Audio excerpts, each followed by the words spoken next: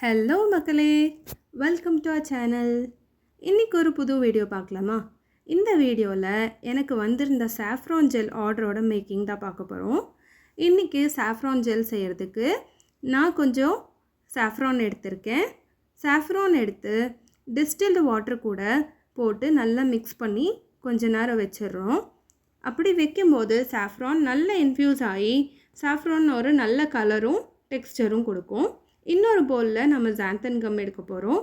ஜாந்தன் come போட்டுட்டு அதுக்கப்புறம் glycerin எடுக்க போகிறோம். கிளிசரின் கூட ஜாந்தன் கம் ரொம்ப ஈஸியாக டிசால்வ் ஆகும். இப்போ ஜாந்தன் கம்மும் கிளிசரினும் போட்டு நல்லா மிக்ஸ் பண்ணிக்கிறோம்.